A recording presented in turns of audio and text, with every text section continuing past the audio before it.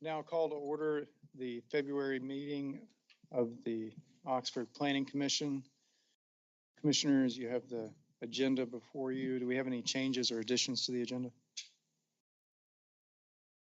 Hearing none, I will accept a motion to approve the agenda.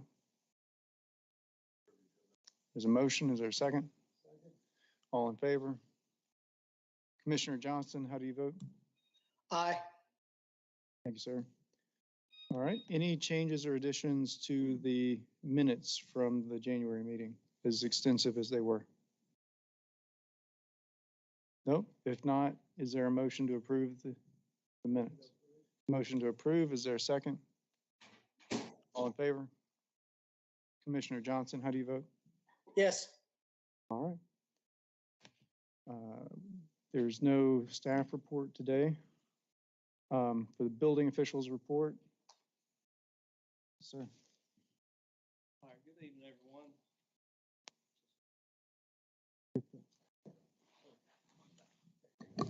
Right there.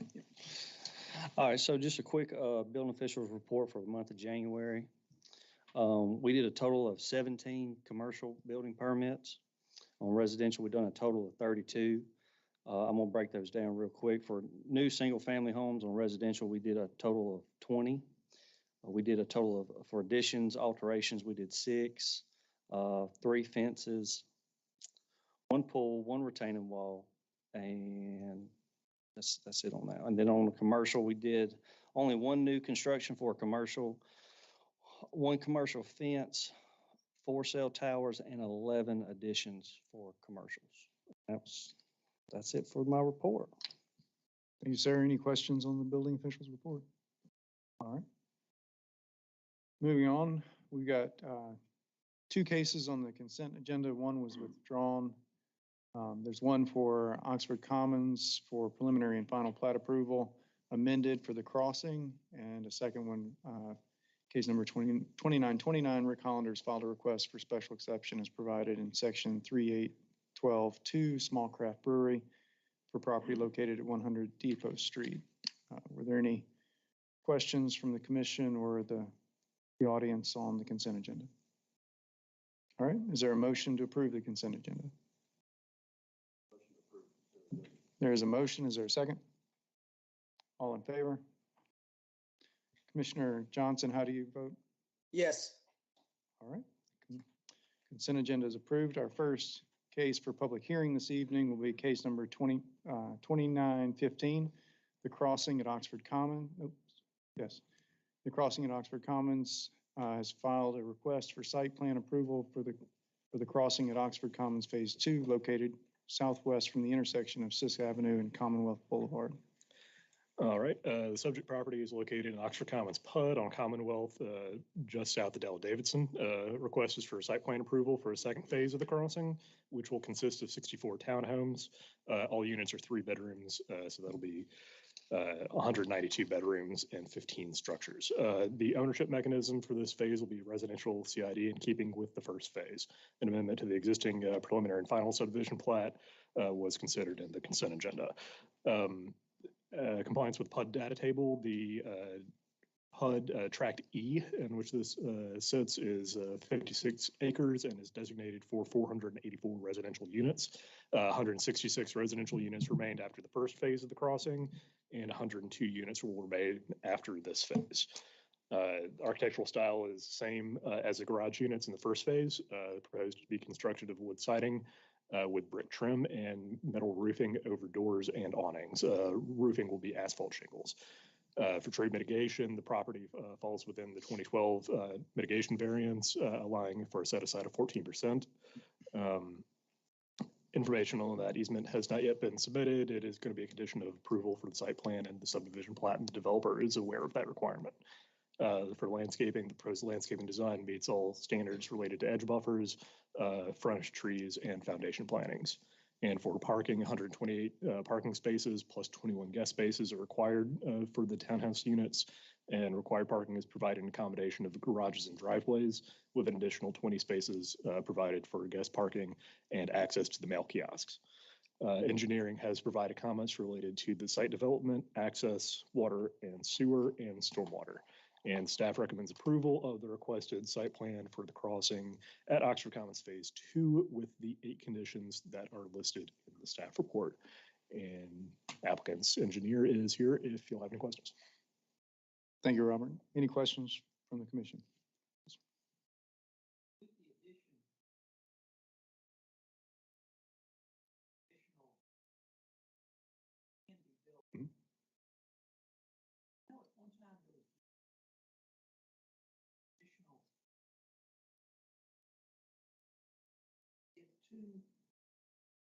University Avenue, Hmm. is that still on? Is that, Let Rihanna talk to that. Please. Harry, is that right on? How about that? So the city is still pursuing the Sisk Avenue connection through Piggy's Road. We were still in the preliminary design stage of that. So we anticipate that connection, and additional southern connection has been shown as well in Oxford Commons, that as development in that area comes online, may still also connect to the south. So yes, I could have probably just said yes from down there, but anyway, sorry. Thank you. Thank you. Other questions? Anyone online?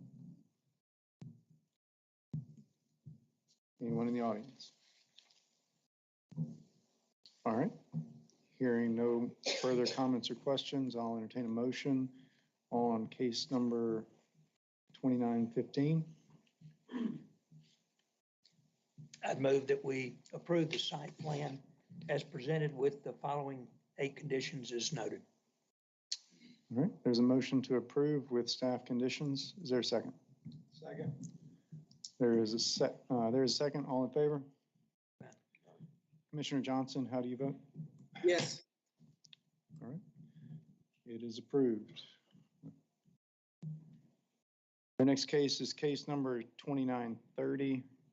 Week G5 LLC has filed a request for final plat amendment for Heritage Center subdivision lots 28 and 29 for property located at Galleria Lane.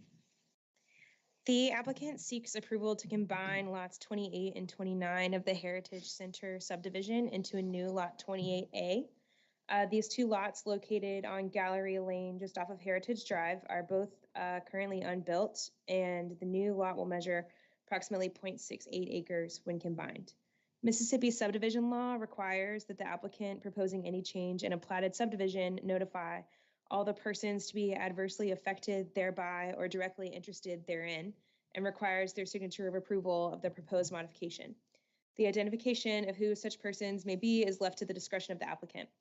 In this request, the applicant has provided letters from the parties determined to be adversely affected or directly interested in the property, stating that they do not object to the modification. Engineering provided comment regarding the water and sewer, utilities, traffic access, sidewalks, and stormwater management, which were included with your report. Unless there are other parties that are determined to be directly interested or potentially adversely affected by the proposed modification, staff recommends approval with the 5 listed conditions. Thank you. On condition 3, the statement in the report says that engineering staff requests a statement be included on the amended plat to the effect that any utilities installed before the plat amendment are legally there. Is the concern just that there was an easement and there may have been installed utilities, but they haven't been declared? And so, okay, understand. Any other questions from the commission? All right, questions from the audience? Comments? Anyone online? Hearing none, I will invite a motion on case number 2930 for final plat amendment. Motion to approve with the 5 recommendations of staff. I have a motion to approve, subject to staff's conditions. Is there a second?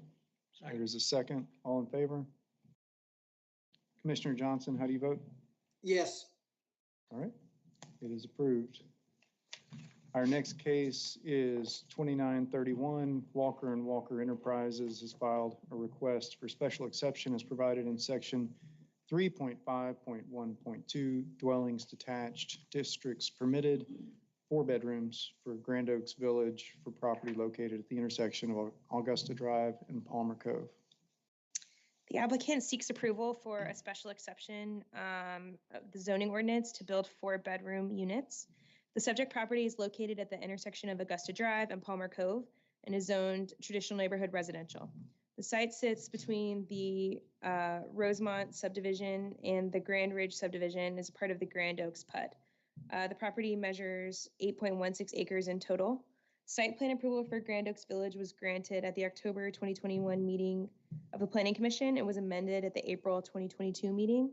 The applicant returns to the commission to request the special exception to build 21 4-bedroom units. The units, which will be freestanding homes, will feature 2-car garages as well as driveway parking for 2 additional cars.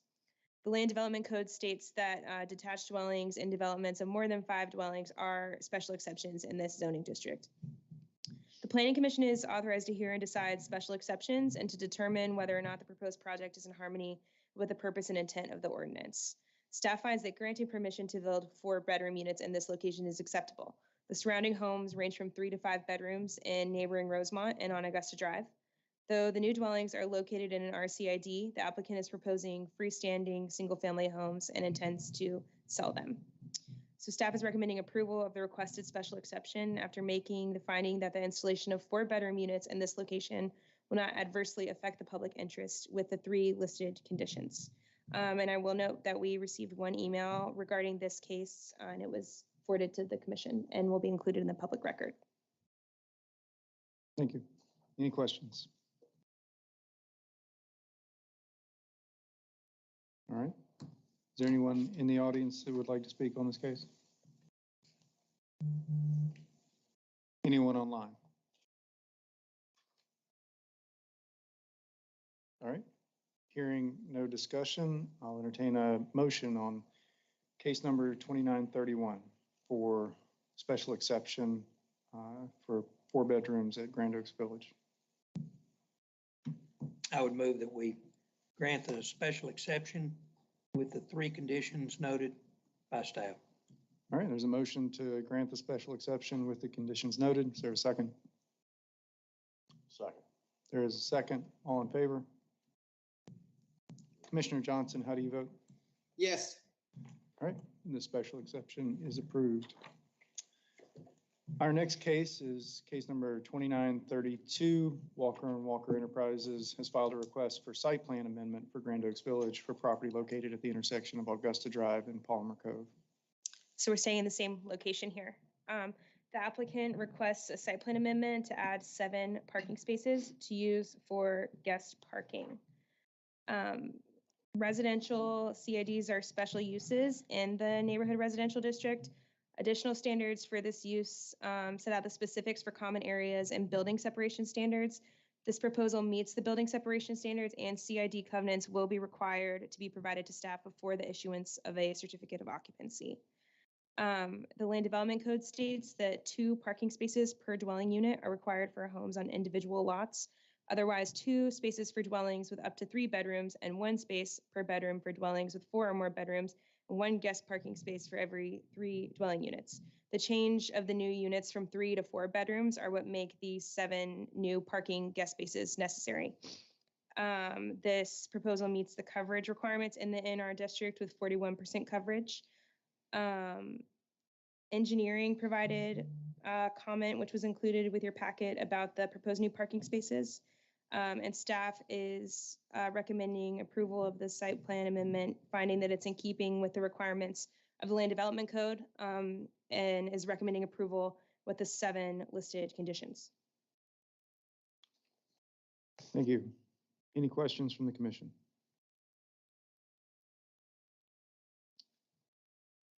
All right, any questions from the audience? Questions or comments online? Hearing none, is there a motion for the site plan for case number 2932? Motion to approve site plan with the 7 conditions listed. We have a motion to approve, subject to the staff conditions. Is there a second? Second. All in favor? Commissioner Johnson, how do you vote? Yes. All right, site plan is approved. Our next case is case number 2933. LT2 has filed a request for final plat for Grove at Grand Oaks, Phase 7 for property located at Morris Drive. This is a final plat approval for the Grove at Grand Oaks Phase 7. Subject property is located in the Grand Oaks Planned Unit Development. It's north of Morris Drive, past the intersection of Fazio Drive. Subdivisions on approximately a little more than 14 acres. They're proposing 18 lots that range in size from 0.62 acres to just under an acre in size. The preliminary plat was considered by this planning commission and is recommended for approval in February of 2022. It was approved by the Mayor and Board of Aldermen in March with several conditions. Lots, you may recall this, lots 102, 103, and 104 partially located outside the city limits. Water and service will be provided from within the city limits and extended into the portion of property that's outside of the city limits. These lots do comply with the dimensional requirements of the underlying zoning, and the density is appropriate for this area of the PUD. The applicant did provide a complete streets plan, indicates a sidewalk network that will connect to all the lots to the existing sidewalks on Morris Drive. The applicant has resolved the tree mitigation requirements for this subdivision, and there is a note on the plat that each lot will provide for 3 trees along the front portion of the property, subject to the planning department's review prior to the issuance of building permits, and that note will satisfy the frontage tree requirements.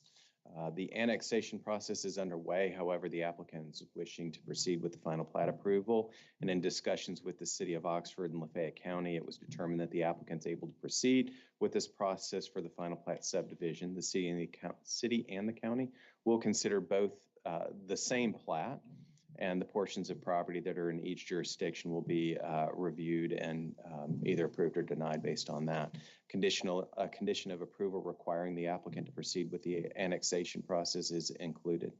Engineering did provide comments related to access, water and sewer, stormwater, and staff recommends approval of this request with the 7 conditions listed in your staff report.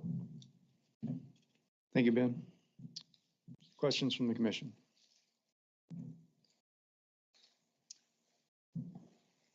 So on the annexation, best case scenario, annexation goes forward, and then in short order, it's part of the city and everything's simple. Worst case scenario, what?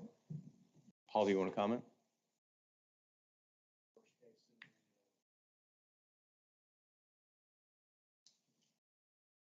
That's the extent of it? Yeah. For tax assessment, I think it's, actually would say it's a lot less than that, but, and also for fire and emergency response, depending on how the house is located. I think, sorry, we've not gotten a chance to talk recently about all this, so it's been a while. I may not be privy to most of the conversation. Yes, a tax assessment, we would just have to work out. We've had issues that come up. For portions of this, between different tax bills and pay, but, we get figured out. Fire emergency response would probably be an issue on paper, but I can't imagine that our folks would respond to it since it's right there. But I mean, at the end of the day, this is a very small. Sure. Yeah, I guess to sum up, you don't see anything that's insurmountable. Okay. Thank you.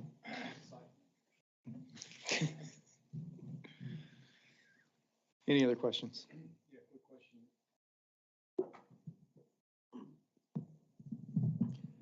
This is probably for you, Rana. Under the stormwater, a portion of the 60-inch diameter pipe, they're going to channelize an existing stream. That's going to go underneath the cul-de-sac, so underneath the pavement. Yes. What kind of material? I mean, is that going to be, it's going to be pretty tough to fix any problems. I'm assuming it's gonna be plastic, I guess. So I will turn and look for Larry. I don't remember what the material, I believe it's, It's the double strength gray pipe, it's not the black plastic pipe, which was approved by the city. The reason I asked is there was a different subdivision, different place, but a similar situation where they put a metal pipe that over time is definitely going to dissolve in a road, and they couldn't fix it, and it was a big mess, and I just didn't want to have the same mess created right here, so that's why I was asking. It's a double strength, double wall, gray pipe, it's not metal, it's not plastic piece. Thank you. Any other questions? From the audience? Would anyone online like to speak on this case? All right. Is there a motion on case number 2933 for final plat for Grove at Grand Oaks? I would move that we grant the request for final plat for the Grand Oaks Phase 7 with the conditions, the 7 conditions recommended by staff. All right, we have a motion to approve, subject to staff conditions. Is there a second? Second. There's a second. All in favor? Commissioner Johnson, how do you vote? Yes. All right. It is approved. Our next case is case number 2934. Calicut Land has filed a request for site plan approval for North Lamar Storage Facility for property located at 1105 North Lamar Boulevard. Okay, subject site is located on about 1.1 acres on North Lamar, across from the southern intersection of Arner Loop, just south of the Dollar General. The applicant is proposing to construct a 3-story storage facility with associated offices, which is very similar to the one that's currently under construction at Jeff Davis and Belk. And that this one will replace an existing dilapidated house that is on that lot. Applicant has previously received a special exception for the use of a storage unit and a TNB at the June 22 Planning Commission meeting. Again, with the use requirements, it's allowable by special exception, and they got that taken care of in June. For parking, the code requires 4 parking spaces to be provided near the leasing office. And additionally, the office area on the 3rd floor requires 2 additional parking spaces. For a total of 6. 5 spaces have been provided on the site, and the applicant has requested administrative reduction as provided in section 4.9.2.1 for mixed-use development, and that request was approved by the planning director on February 6th. Other review elements include landscaping, and the proposed site plan includes foundation plantings along the front and edge, landscaping around the sides of the building. The parking lot and frontage trees proposed to comply with the regulations of the Land Development Code. For building height, the proposed building includes 3 stories with a basement, and the building height is 33 feet and 4 inches, which complies with the regulations of Land Development Code. Building materials, southeast elevation towards the street presents an attractive facade that will provide a storefront. The proposed materials for these facades will be a combination of brick, stucco, and metal panel canopies. Northeast, southwest, and northwest elevations provide modest detailing with brick and stucco walls that incorporate windows and what appear to be emergency exits in the north and south corners of the building. Engineering has provided comments related to water and sewer and utility, traffic and access, sidewalks, retaining walls, and stormwater management. And staff recommends approval of the requested site plan for North Lamar Storage with the 3 conditions that are listed in the staff report. And applicant's engineer is here if y'all have any questions. Thank you, sir. I have a question about runoff from the site.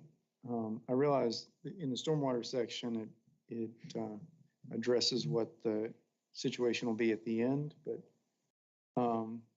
there's a pretty significant drop from there to Cherokee Hills, right? So the construction phase is what I'm worried about, and taking care of the property owners behind the site. Can you speak about that?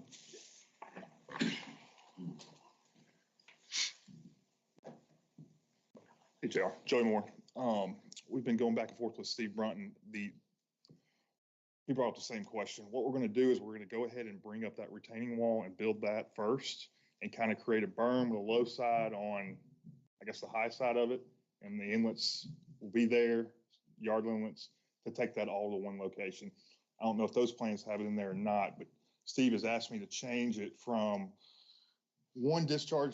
two discharge locations to one. So that's what we're going to do as well. So all that water will be trapped by that retaining wall. We'll kind of keep it low in front of the wall, have it all drained, and it'll come out at one spot.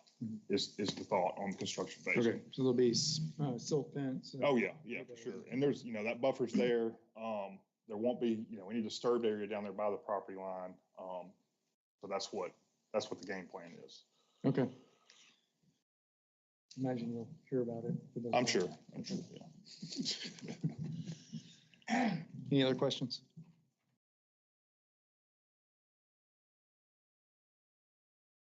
All right, anyone from the audience wish to speak on this case? Or online? All right, hearing no further discussion, is there a motion on case number 2934 for site plan approval? Yeah, I'll move to approve, subject to the 3 recommendations in the proposal. All right, there's a motion to approve, subject to the staff conditions. Is there a second? Second. There's a second. All in favor? Commissioner Johnson, how do you vote? Yes. Thank you. It's approved. That moves us to case number 2935.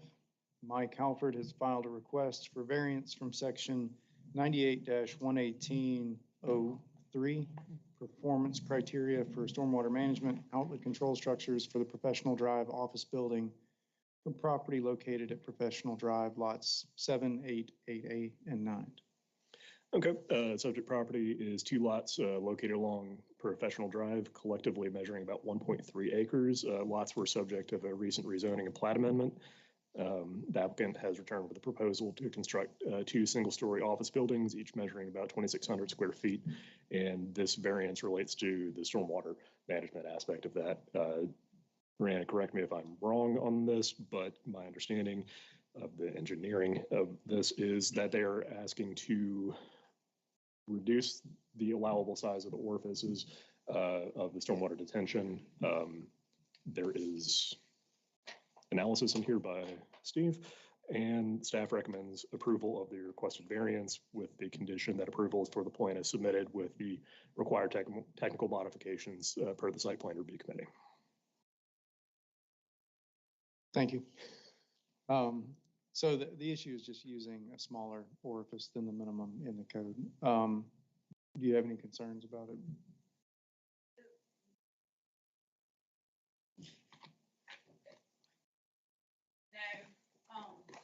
The reason we don't for this one case, and the reason that we wrote the ordinance that way is because it's very simple to design a system and just get a really small orifice, and that'll meet the requirements. It's a faster design, easier, but there's maintenance with that and more potential for problems. And so that's the reason we specified the minimum of the 3-inch, because we feel like that is long-term, for every project in Oxford, better.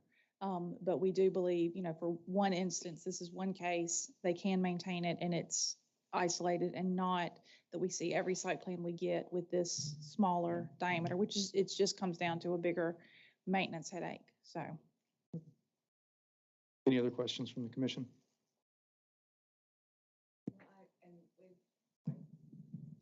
We've faced this before with other things, so they know this. They're going to upkeep it and do it. They sell the building in 10 years. How do we know those people are going to maintain this, to go clean it out? Which I think is what you're saying, right? You got to go make sure it doesn't have debris over it all the time. Yes. And speaking as someone who lives at the bottom of the hill, you got to do it all the time. Yes.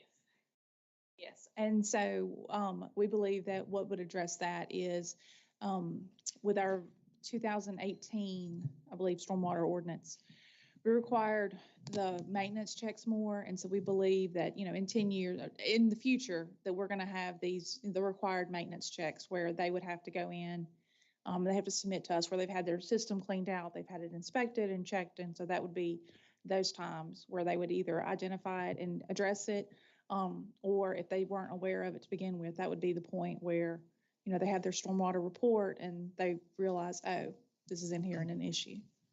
So, And the maintenance checks require an engineer to sign off on it. this gets into Steve's category, and it's been a while since I've been that deep in the ordinance, but I believe so. I don't want to look at Paul Coscionina, but it's been a while since I think so. right. I believe so, so. The trash rack, I've contacted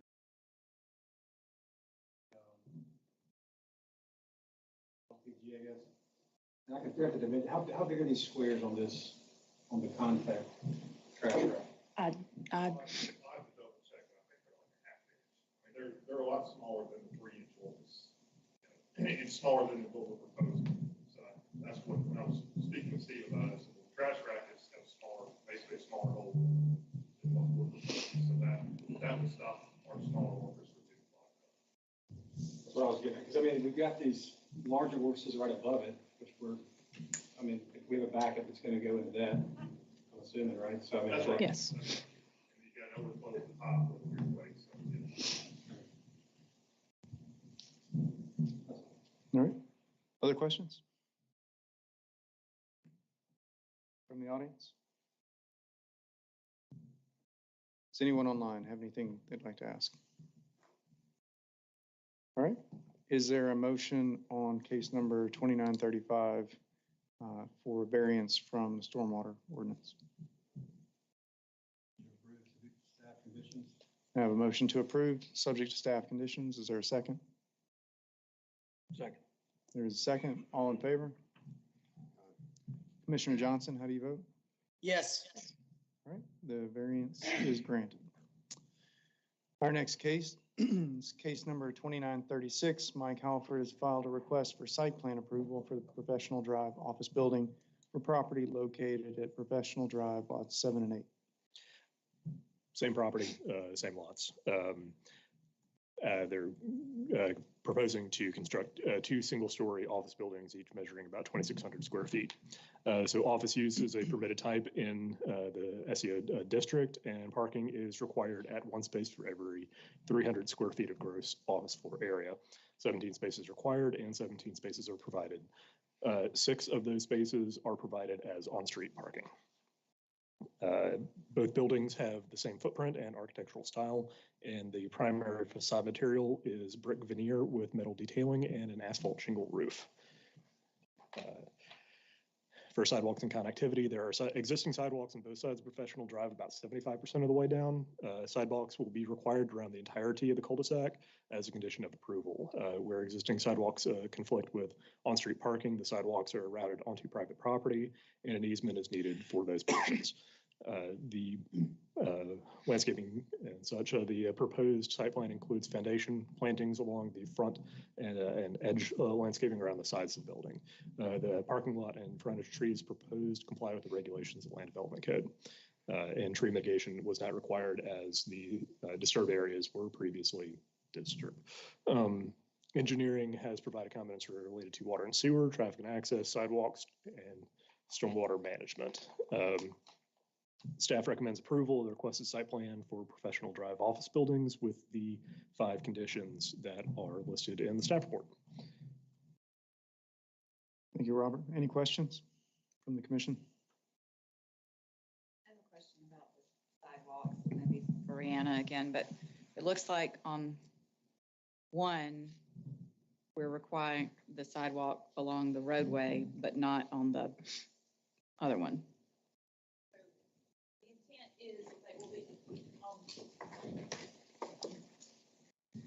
The intent is that there would be sidewalk all the way around to connect to the existing sidewalk. So around the entire, So this is not with the blue, well, correct. They're gonna have to resubmit new drawings for this because this is not what engineering would recommend.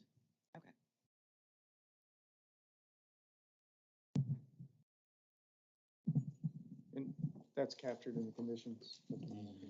Yes. Okay.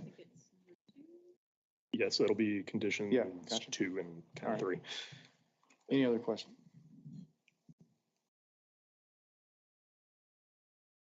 All right, anyone from the audience? Would anyone online like to speak on this case? All right, hearing none, I'll invite a motion on case number 2936 for site plan approval for professional drive office buildings. Make a motion to approve, subject to staff conditions. There is a motion to approve, subject to staff conditions. Is there a second? Second. There is a second. All in favor? Commissioner Johnson, how do you vote? Yes. All right. It is approved. And that takes us to case number 2937.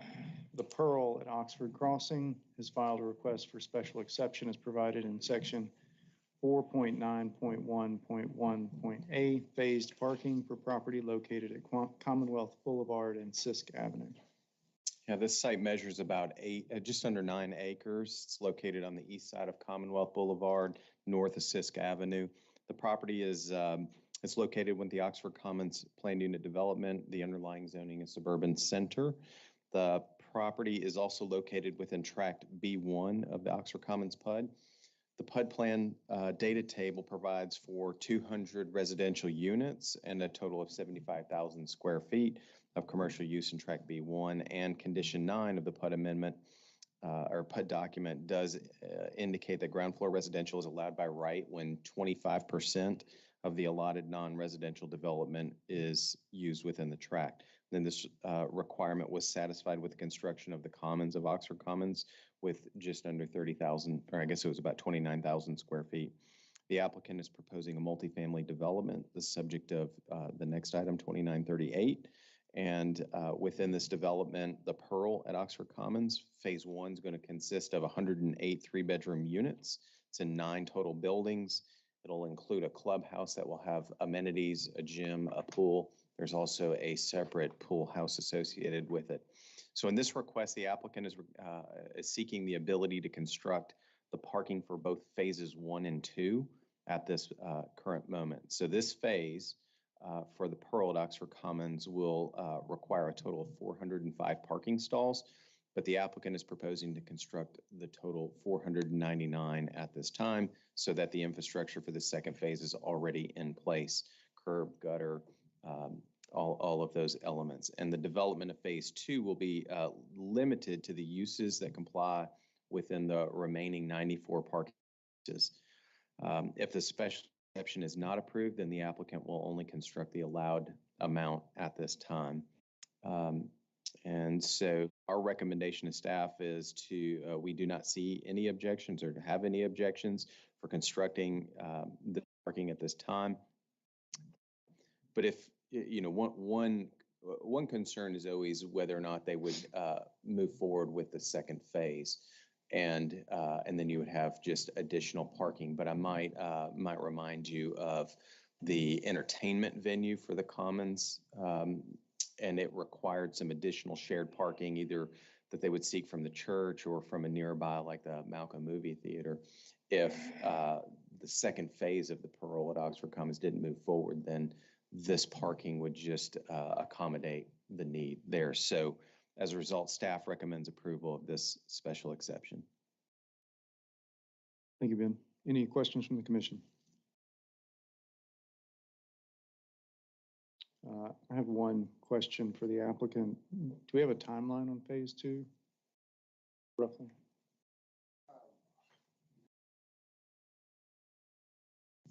Sorry, I don't know that there's a firm time frame for that. I think it probably depends on the success of phase 1 and how the market goes. Right now, there's a pretty good demand for rental homes or rental units like this. So I'm sure my client would say hopefully soon, but I can tell you we're not actively working on the second phase right now. That was a very polite no. Any other questions? All right, any comment or questions from the audience? Anyone online wish to speak on this case? All right. Is there a motion on case number 2937 for the special exception from phase parking? To approve. I have a motion to approve. Is there a second? Second. There's a second. In favor? Commissioner Johnson, how do you vote? Yes. Yes. All right, the special exception is approved. That takes us to case number 2938. The Pearl at Oxford Commons has filed a request for a site plan approval for the Pearl at Oxford Commons located at Commonwealth Boulevard and Sisk Avenue. Okay, so same piece of property, and as I previously stated that, this property is within B1 of the Oxford Commons PUD, which allows for 200 residential units and a total of 75,000 square feet of commercial use. And the ability to have ground floor residential is enabled because of the already constructed 29,000 square feet. Applicant, again, is proposing 108 bedroom residential units and nine total buildings here. The use is allowed. Applicant received the special exception to comply with to actually exceed the parking requirements as was previously granted. The proposal does comply with the lot coverage requirements. Actually, they're well below the 80% lot coverage and is what's required, and they are at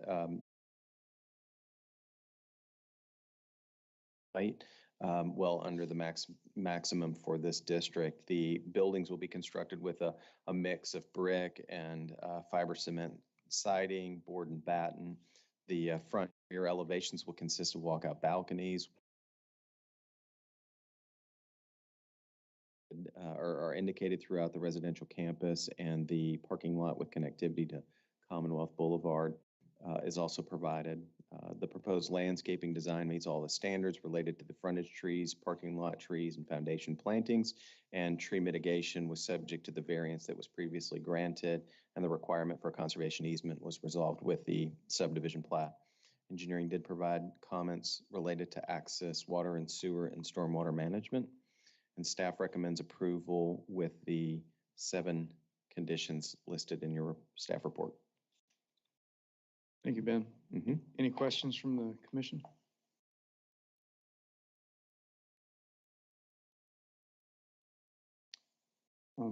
Rihanna, there's this really nice elliptic comment in here about engineering staff noticing that the as-built stormwater facilities differed from the approved design. Could you just comment on how?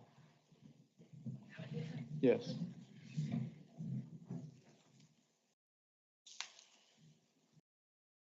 I stand up here a lot to defer to Steve and Paul, but the short version is that, again, we're referring back to our updated stormwater ordinance. We required then with those changes that they do a certification to say what was actually built, and so that we know what's there, what the volumes are, that everything meets the requirements. And as we expect with this as-built process, there are things that have been built differently. And so there was a pipe that is not connected in the same location that as the plans show. And so because of that, it changes the model. And so Steve and Paul spent a whole lot of time discussing these models. And the short version is that because that doesn't match the original construction plans, they're going through all that to make sure again that everything meets our ordinances as part of our as-built certification process. Okay. So. But that's rolled into the 3rd condition of the general stormwater plan? Yes. Okay. Yes. And usually it's something that's seen on before you get a CO. It's as-built are required before you can occupy whatever you're building. And so usually y'all are not part of that conversation because it's when a business wants to open. And we recognize that there's a difference, and then they work out whatever needs to be addressed to clean up the stormwater report and so that everything matches in the end. Y'all are just hearing about it this time because it's during the stormwater was previously approved and now it's part of this site plan. I think that sums it up pretty nice. I mean, elaborate a little bit more. When they started construction of modifying the stormwater detention system that was in place before, which that work is essentially complete. Some of the existing infrastructure in Commonwealth Boulevard was not what we anticipated, which kind of dictated some changes. And we did communicate with Steve Brunton kind of during that process to make sure we weren't just randomly making changes that couldn't be approved. But we are working with Steve and Rihanna's office to resolve that. I think it's, I think pretty easy to resolve, but we're working through that. Thanks, Paul. Any other questions from the audience? Anyone online? All right. I will invite a motion on case number 2938 for site plan approval at the Pearl at Oxford Commons.